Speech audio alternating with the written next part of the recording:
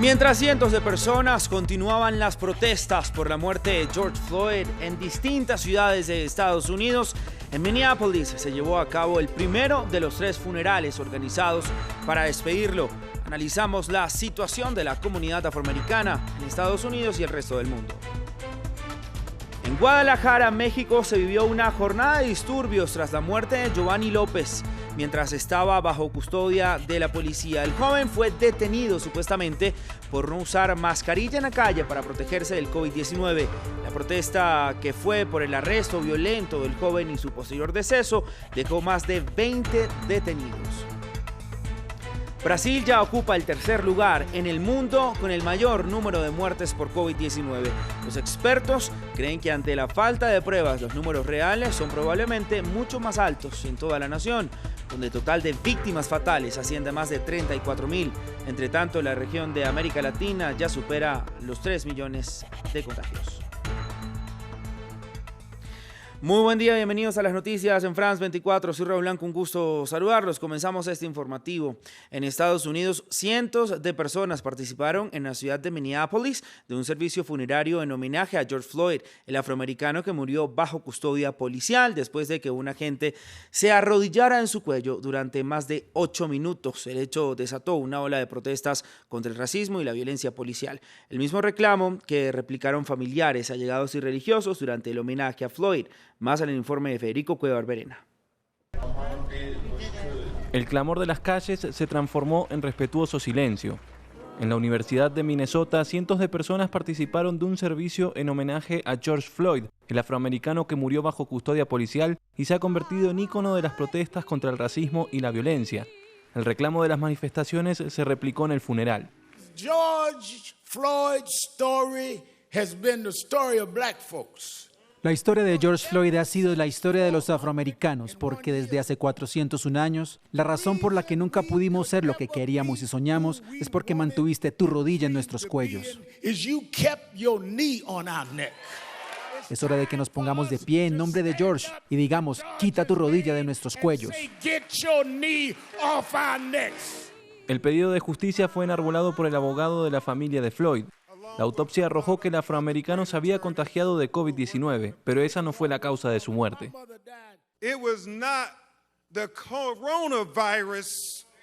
No fue la pandemia de coronavirus la que mató a George Floyd. Fue esa otra pandemia con la que estamos demasiado familiarizados en Estados Unidos. Esa pandemia de racismo y discriminación fue la que mató a George Floyd.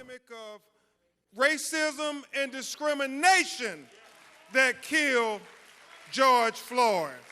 El de Minnesota es el primero de los 3 homenajes a Floyd, que se desarrollarán en 3 ciudades durante 6 días y concluirán con su entierro en Texas, una señal de la relevancia que ha alcanzado su figura. Es sorprendente para mí que haya tocado los corazones de tantas personas. Todos quieren justicia. Queremos justicia para George. Él va a conseguirla. La vigilia por Floyd reunió a cientos de personas fuera de la Universidad de Minnesota y a otras tantas en Nueva York, donde miles de personas acudieron a un homenaje en Brooklyn. Vamos precisamente hasta la ciudad de Minneapolis, donde el periodista Edgar Costa tiene más detalles de cómo transcurrieron las honras fúnebres de Floyd. Minneapolis se ha convertido en el escenario de un homenaje a George Floyd que será parte de 3 eventos importantes en 6 días. El próximo será en Carolina del Norte, donde nacía Floyd, y el siguiente el lunes en Houston, donde pasaría su infancia. Es probable que veamos escenas como las que se han vivido aquí en Minneapolis, de una familia emocionada ante centenares de personas que coreaban consignas similares a las que estos días hemos podido ver en las calles en todo Estados Unidos, pidiendo justicia. Y en esa misma línea, el reverendo Sharpton, que oficiaba la ceremonia de hoy, ha hablado del factor simbólico de Floyd como símbolo del sufrimiento de los afroamericanos en este país. Ha terminado pidiendo 8 minutos 46 segundos de silencio, en referencia al tiempo que pasaba Floyd en el suelo, en ese trágico arresto en el que perdería la vida. Es importante entender que lo que ha sucedido aquí, y que lo hace diferente con otros casos para los que se demanda justicia, es el hecho que fue filmado en vídeo, que lo hemos podido ver, que ha dado la vuelta al mundo y ha indignado a millones de personas. personas alrededor de todo el mundo, no solo en Estados Unidos. Pues bien, este país ha sufrido durante mucho tiempo ese tipo de incidentes y ahora el hecho que se puedan ver hace claro que tiene que haber un cambio en toda esta situación de injusticia racial y por eso la gente está en las calles y va a seguir en las calles. Y es que el racismo sigue siendo el tema principal en los últimos días de la sociedad estadounidense y muchos ciudadanos alzan su voz para detener estos abusos. En la Unión Americana se vio una nueva noche de protestas, la mayoría pacíficas en ciudades como Los Ángeles, Nueva York y Minneapolis, donde se originó este movimiento, llegando hasta las puertas de la Casa Blanca en Washington.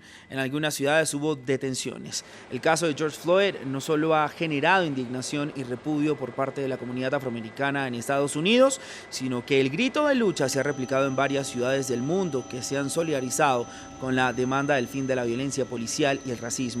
Es por ello que me acompaña vía Skype Tonilla Hope Navas, directora del Centro de Asuntos Internacionales Ralph Bunche de Howard University. Señora Navas, Hope Navas, gracias por estar con nosotros en France 24. Que tenga usted un muy buen día y le pregunto cuál es su opinión sobre lo que está ocurriendo en Estados Unidos y el resto del mundo en torno a la muerte de George Floyd y por qué este caso se ha convertido a lo mejor en un símbolo de lucha.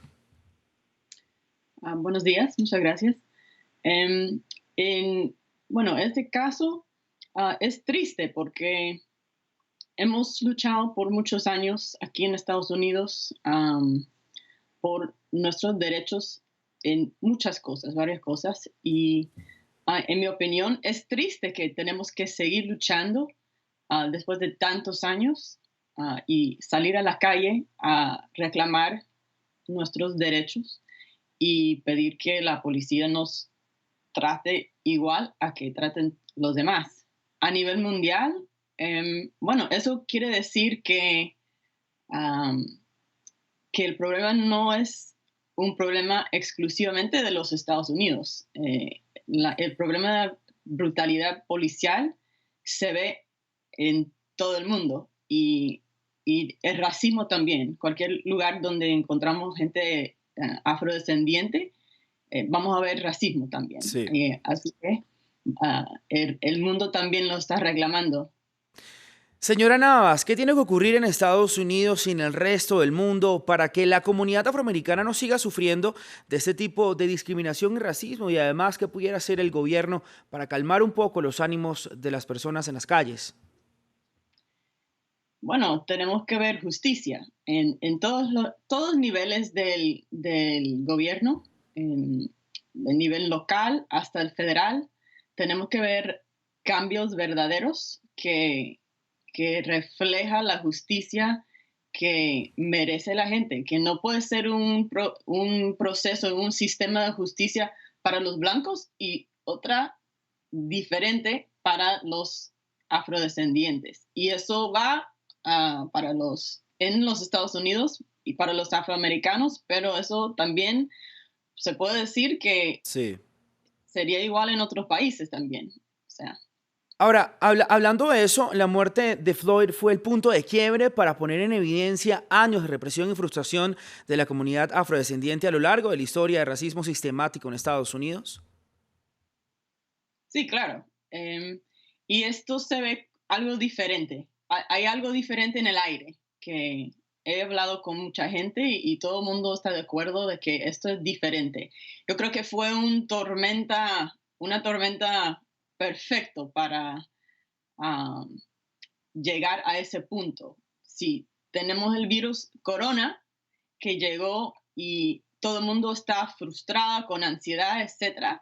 Y pasó esto, pero pasó también lo de Ahmaud Arbery, lo de Amy Cooper, la señora blanca en Nueva York, y entonces George Floyd, Breonna Taylor. Entonces fue una culminación de todas esas cosas al mismo tiempo. Yo creo que nos llevó a lo que estamos viendo en las calles. Y fue un punto sí, en que con George Floyd que ya no podía seguir así. Ya la gente no aguantaba más. Señora Navas, gracias por su tiempo, que tenga usted un muy buen día. Pasamos a México, donde un presunto caso de violencia policial tiene indignados a los habitantes de Guadalajara en ese país. Cientos de personas protagonizaron disturbios y se enfrentaron a la policía por la muerte de un ciudadano en el estado de Jalisco, mientras estaba bajo la custodia de la policía tras ser supuestamente detenido por no llevar tapabocas en la calle. Veamos el informe de Álvaro Cordero. La ciudad de Guadalajara, en México, estalló en protestas y disturbios contra las autoridades. La muerte de un joven de 30 años mientras permanecía detenido en un calabozo en una población a 40 kilómetros de la capital del estado de Jalisco el pasado 4 de mayo fue la causa. Decenas de personas fueron detenidas y varios carros policiales fueron incendiados. Se observaron escenas de mucha tensión durante horas y un policía que intentaba atravesar un grupo de manifestantes fue incendiado, aunque finalmente sus compañeros apagaron el fuego y no sufrió más daños. El gobernador de Jalisco condenó el fallecimiento, pero muchos le reprochan que se ocultase el deceso por un mes. Las policías están para cuidar a la gente, para garantizar el orden público y la vigencia del Estado de Derecho. Las consecuencias para quienes no lo entiendan serán graves. Giovanni López fue detenido supuestamente por no llevar mascarilla en la calle, aunque el gobernador lo negó, y al día siguiente las autoridades comunicaron a la familia que había fallecido. Según sus familiares, el cuerpo presentaba múltiples golpes y un disparo en la pierna, y el gobierno local les ofreció 200.000 pesos mexicanos para no hablar, según ha comunicado la agencia EFE. Esto ha indignado a todo el país y han extendido las protestas hasta la capital, donde también rindieron homenaje a George Floyd. Esta es la raíz a todos los problemas, ya sea sexismo o xenofobia. Todo se debe a nuestra falta de respeto a la vida de los negros. Las protestas contra la violencia policial se han extendido por varios países y se han reavivado las condenas de antiguos casos de brutalidad de esta institución, luego de que se descubriese la muerte a manos de un policía de George Floyd en Minneapolis. Francia desmintió que el líder opositor venezolano Juan Guaidó se encuentre refugiado en su embajada en Caracas, como le afirmó el canciller de Venezuela, Jorge Arreaza. Las especulaciones sobre el paradero de Guaidó comenzaron este lunes, cuando Nicolás Maduro insinuó que Guaidó estaba escondido en una embajada, aunque lo hizo sin mencionarlo expresamente. Guaidó respondió afirmando que está donde siempre ha estado y con la gente. Cambiamos ahora de tema, veamos las cifras que deja la pandemia de COVID-19 a nivel global. El mundo ya cuenta con más de 6.656.800 casos de personas que se han infectado con el nuevo coronavirus, mientras que los fallecidos se acercan a los 391.600 y los recuperados rondan los 2.885.000 personas. Brasil superó este jueves a Italia como tercer país con más muertos por COVID-19, con más de 34.000 fallecidos tras registrar un nuevo récord diario de 1.473 decesos en las últimas 24 horas. El gigante sudamericano es el segundo país en el mundo con el mayor número de contagios, por detrás de Estados Unidos, registrando un total de 614.941 casos positivos, según el último balance del Ministerio de Salud. Entre tanto, el continente americano acumula la mayoría de los decesos y contagios, superando los 3 millones de casos por coronavirus. Debido a esto, algunas autoridades empezaron a dudar sobre la reapertura económica puesta en marcha tras semanas de confinamiento. Sobre ese tema conversamos con Jean-Marc Bastó, asesor de emergencia en salud de la Organización Panamericana de la Salud, que además recalcó la debilidad de los sistemas de salud en la región. Veamos.